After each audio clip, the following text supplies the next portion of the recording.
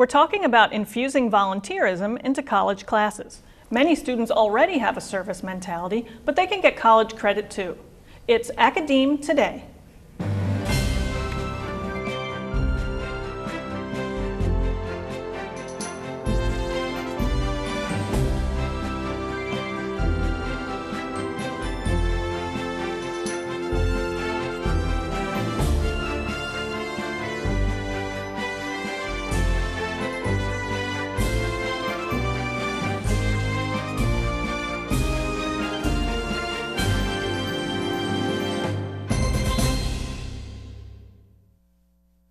Academe Today. Thanks for tuning in. I'm Jamie Liddy, the Director of Broadcasting here at UNCP.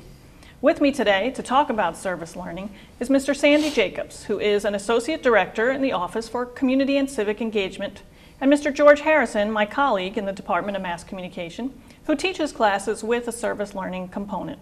Thanks for joining me. Thank you. Pleasure. Sandy, let's start with you. Why don't you explain first, what is service learning in general? Well, first let me say that I'm from this community and I graduated from this university, and I feel like I have the best job on campus because I get to do what I love every day. So service learning is a teaching and learning strategy that allows our faculty to implement reflection, implement meaningful community service. It helps to strengthen our communities and just gives them an opportunity to step outside the classroom and have a hands-on experience with our students. Mm-hmm. What is service learning not? Because I know there could be instructors who want to do a volunteer activity with their students, but maybe they're not doing the reflection component you just hinted at. So there are three components that you must have for service learning. And the first one would be a community partner, and there needs to be a specific need with that community partner as well. The second would be that the curriculum and the initiative or the project that you are engaging in should coexist. They should be relative to each other. And then the third would also be the reflection, the opportunity to reflect before, during, and after the component. So volunteering isn't service learning. Community service just isn't service learning. However, those things are important, but service learning takes it a little bit deeper within the classroom. Right, because I've heard that service learning without reflection is just manual labor, right? Like getting manual labor out of your yes, students. ma'am, it could be. Yeah. It could be. So what are some of the kinds of classes that are on the schedule right now this semester that have been designated service learning? Well, this semester is the most service learning classes that we've had in one given semester. We have 71 classes, and that consists of various disciplines across the campus. Our education department is heavily involved. Our education does so much. Education department does so much for the public schools, the school systems that surround Robeson County. Our English department is heavily involved as well. And I will point out that 60% of our freshman seminar classes are designated as service learning. Okay, that seems new, or that seems high. Well, that was a goal that we had last year, was to have 50%.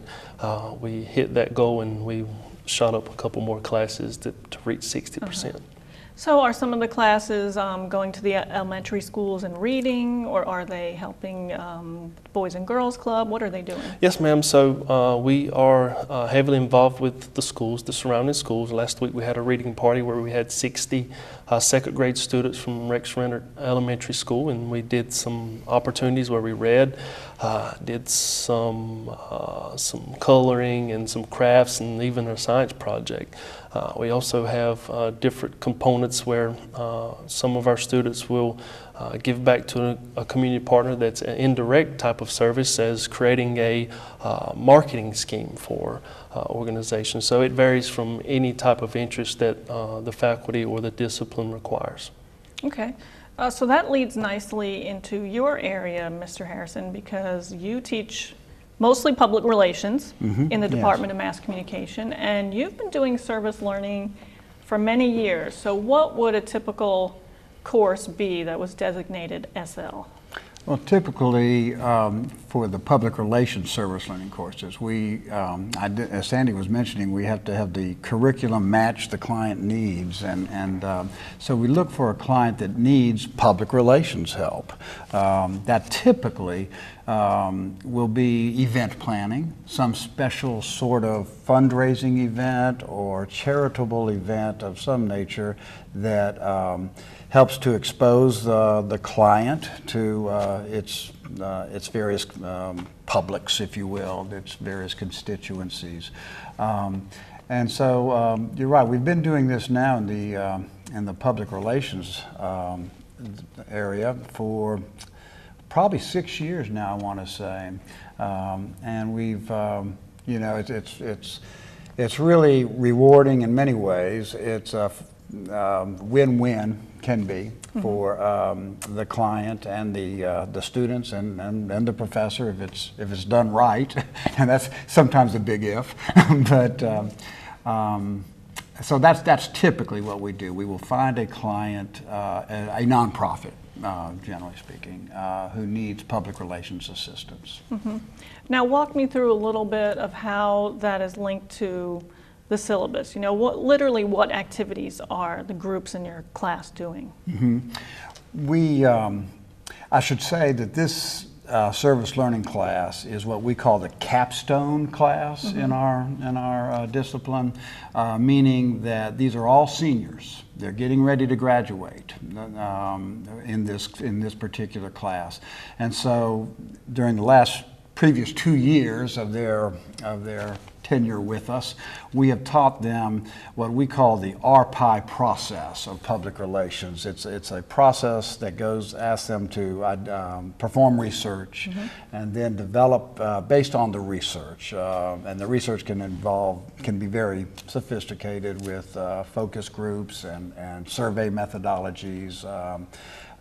It can involve what we call a SWOT, S-W-O-T, an assessment of the client's strengths and their weaknesses, their opportunities, and their threats. So that's the research phase of the public relations process. So we might call that pre-production, if we were talking about broadcasting. Yes. Okay. Yeah. And then P stands for?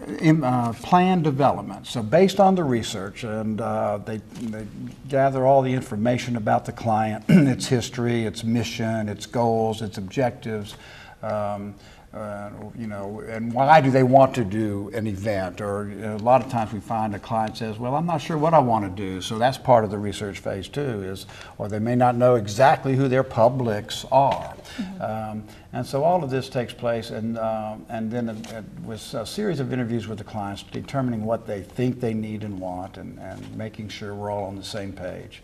Once that's completed, the students will develop a plan, and that plan can be 5 or 6, 10 pages long. And it's a formal plan that they present to the client. The client will approve the plan or tweak it or whatever, and then the next phase would be the implementation phase. They go ahead and say, okay, we will write our news releases, we will promote this event, and we're going to use social media, and here's how we're going to use it, and the various communication tools that they have at their disposal. And that can take anywhere from 5 to 6 weeks of implementation, and then the final phase, evaluation. Did we meet our goals and objectives? What were our goals and objectives? That's in the plan. Did we meet them? And then if not, why not? And what would we recommend be done differently next time? All of this kind of information, the evaluation phase, is really important for the client to assess whether they want to do the project again, and if so, how to do it better next time. Now this seems like a lot of work for the faculty member, because there is an external client and not just a fictional assignment that a professor creates, right, for a fictional product or a fictional client. And so I would think the faculty member has to maintain good relationships with the external nonprofit, really be hands-on in supervising the students so we don't all embarrass ourselves, right? So why do it as a faculty member? Because, and again, this is an if. if it's done right, it can be immensely rewarding. And I do, there have been semesters when I have asked myself that question, why am I doing this? Because it has been more time consuming than I would have liked. Other semesters, and this is where it depends. You know, my two favorite words in public relations or campaigns or whatever, service learning, it depends. It depends on, the experience depends on how well you communicate with the client, how well the client knows what their goals and objectives are and what they need, and how, you know, so communication is a key to whether it is a rewarding experience or not. It has been my experience with service learning. For the most part, it's very rewarding. Why? But you learn a lot as you, you know, in the beginning, it was very much, one of my colleagues in another university called it an enormous time suck. Right? But it doesn't have to be. If you know, you've got good, you learn how to communicate well with the client, and it doesn't have to be. It can be very rewarding instead. Well, what kind of feedback do you get from the students? Because, you know, you mentioned it can be rewarding and eye-opening for you. What do they say about it at the end of the term? Again, most of the time, the students have had a good, worthwhile experience. They've learned a lot about teamwork, which is critically important in most any discipline, not only public relations, but any discipline these days, in a job setting. Learning teamwork, how to get along well with others, how to communicate with others. They are really service learning more than any other curriculum or pedagogy. Teaches teamwork in a way that no other pedagogy can. And I think maybe that also is why I think it's important to do. Sandy, what kind of feedback can you get from students? Because you're a little bit above the process, right? You're not hands-on in the classroom, but what do you hear from students? Well, at the end of the year or end of the semester, once we have an opportunity to evaluate the surveys that come in, you know, most of the time it's good. Most of the positive that you will hear is, you know, I found my passion. I found out what it is that I want to go into. I want to be a teacher. Or I found out, hey, I don't like working with the kids, so no, I don't want to be a teacher. So the great thing that comes out of that is I feel that we're not wasting our students' time whenever they can find out early what they are passionate about and what they want to do. So most of the time it's positive feedback.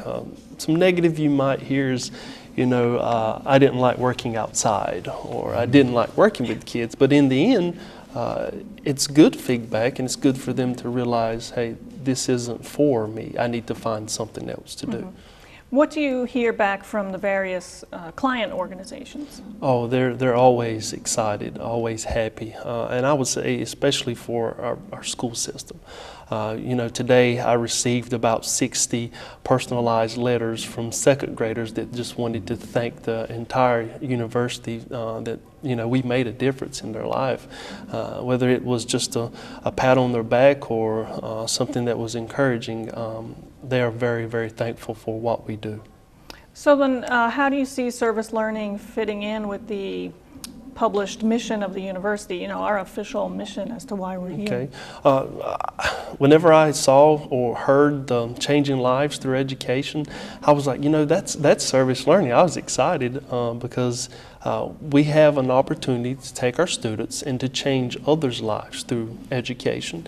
And then on the flip side, we can help change our students' lives through the education and the curriculum that service learning enhances from day to day in the classroom. But yeah, I was excited about that. And you know, one of our core values is service, and service learning is that. George, what kind of things do you hear back from the client organization? Again, to echo what Sandy said, I'm hearing good things back from the client. Every one of my clients appreciates the work our students are doing. And what are some types of clients? What are some examples? We've had a regional healthcare provider as a client, Southeastern Medical Center, Regional Medical Center.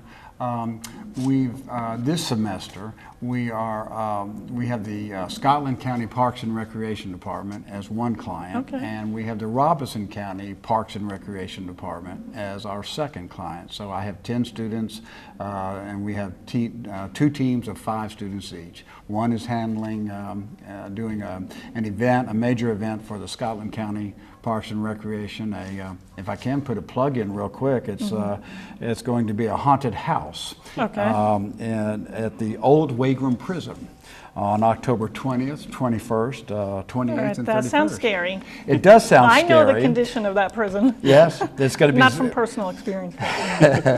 It's called Zombie Apocalypse. So, the goal is to raise about $10,000 for the Scotland County Recreation Foundation, Okay. which is a nonprofit organization doing a lot of good work. And so our students are going to be, so anyway, the client, back to your original question, the client really appreciates that our students are able to help promote this event. They're going to be charged with marketing and promotion using social media. They're going to go to the Friday night football games at Scotland County High School, passing out a bunch of flyers and folders. They're going to be going to the University Center tables at the University Center, recruiting volunteers for this event. Oh, to work the haunted house. To work the haunted Okay. house as well, to become zombies. Oh, okay. Great. So, yeah. That's really great. Does service learning ever go wrong? It's going to be I'm going to answer that as a paradox. Yes, it always goes wrong, and no, it never goes wrong. And let me try to explain that a little bit. We set goals and objectives for our communication plan with our clients. Is it going to go wrong if $10,000 don't, aren't raised at the haunted house? In one level, yes. If we only reach half of that goal, then we might say, well, it wasn't a success. But I look at it as, did the students learn something? Did they learn, if it wasn't a success, what did they learn by that? And there's always opportunity for them to learn from their, if you want to call it failures or whatever. I don't consider it a failure though. I consider it, okay, we didn't reach our goal. How would we do it differently next time? That sort of thing. So yes, things can go wrong, but no, they never go wrong because the students are learning. Right. Well, I agree. It's one thing to not hit your fundraising goal. I mean, that happens all the time. But what about, I don't know, have you heard that groups break down, or that clients aren't satisfied, or clients drop out of the activity? Well, I think a great example would be, not to give any names, but a community partner did not show up to the site that our students were supposed to be at with a one-time event. Now, during that time, we had to decide, hey, is it worth our time here? Or can we take the students that we have that the community partner didn't show up and go to another site and engage in that? So yes, it could go wrong, but it's a job as faculty, staff, and administrators to always adjust to any situation. So yes, it can go wrong, but it's our job to make sure that we get the best out of the situation we're given. Do you have some tips for faculty who get into this, in terms of how to have a successful and positive experience? Yes, so just always being honest and upfront with the community partner, trying to build that relationship, because I'll give it to our community that they are in need and that there are great opportunities, but sometimes trusting someone right off the bat can be difficult. yeah, just build that relationship with them, and always reach out to me, because I know quite a few organizations and people in the area and the surrounding counties, just to help mend a relationship or help start a relationship. So I'm always here for resources and to just be someone that can help. What kinds of classes are on tap for a spring semester? We just sent out our application last week. We currently have 15 classes that have applied. The due date is October the 15th. So we have some education courses that are on board. We have our English department. We also have art department who's involved. And we also have, yeah, that's it. That's the classes that we have on board. And they'll start coming in as the deadline starts to get near. So there used to be, I thought, a designation you could get on the transcript, maybe, that you had done some service. Do we still do that? So service learning shows up on our co-curricular transcript. We also have an opportunity for our students, that each one of our students, our faculty, our staff, anyone that's involved in the university, to track their hours on UNCP Serve. So tracking their hours at the end when it's time for them to graduate, or if it's time for them to find a job, when tracking those hours, UNCP Serve will generate a nice clean resume that you don't have to do anything with, just print it out, and our students can attach that to their resume and present to the hopeful future employer that, hey, this is the reason why I'm the best candidate for the job, because I get after it, I volunteer, I see the importance of civic engagement and the importance of being a leader. So.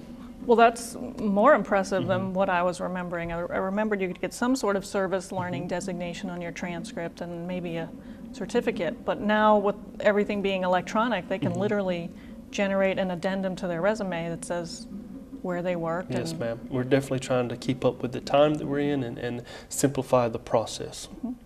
Can a nonprofit organization contact UNCP to get on board with this, to try to find a class that would work with them? Yes, ma'am. So they can contact our office, and if they're interested, we can also connect them to our UNCP Serve site, so they can basically have their own profile. So anytime they would like to post an event or post a volunteer opportunity, they can do that, and then it's available for all our students to see that, hey, we need 15 volunteers today for this particular event. So yes, they can register through our office. And anytime that we have a partner that's registered through our office, and we have a class that is designated as service learning, there's volunteer insurance that's covered for the class. So that's why we encourage our faculty to, any service project, to be cleared through our office. Nice, you've got the legal angle covered. That hadn't even occurred to me. Mr. Harrison, how do you get some of your clients?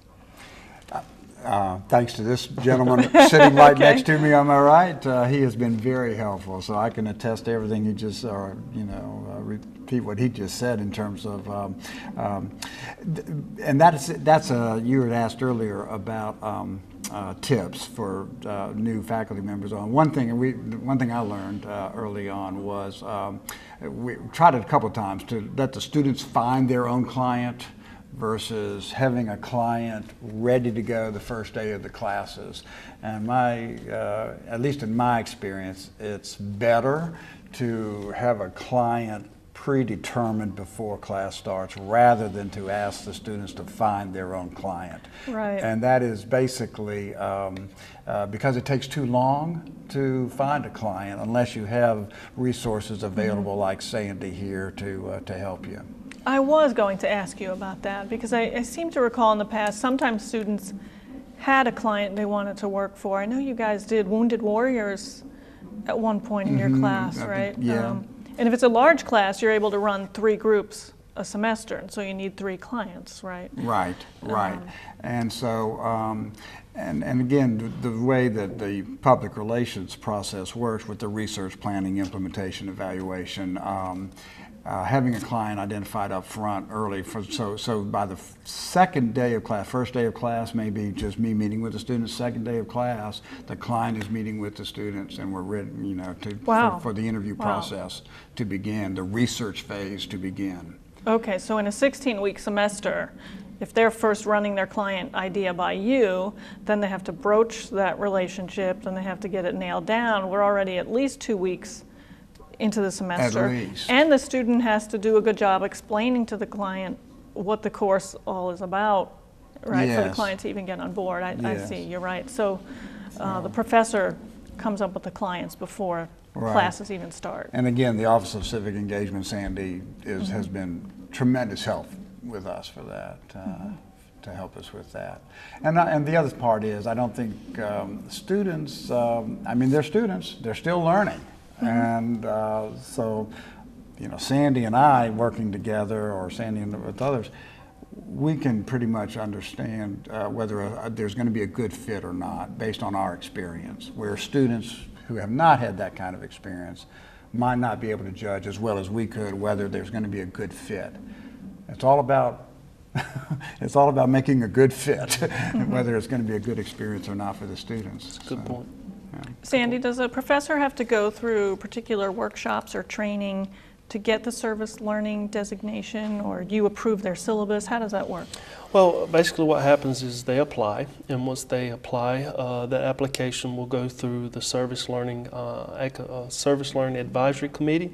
It's a committee that's formed to basically oversee all the service learning responsibilities that I have and everything that goes through the university. They'll approve those that need to be approved or disapprove those that need some work. Fortunately, we haven't had that. But yeah, it goes through that group and then approved. Once it's approved, then I'll send out an email or meet with the faculty member one-on-one and just say, hey, you're designated, you're ready to go.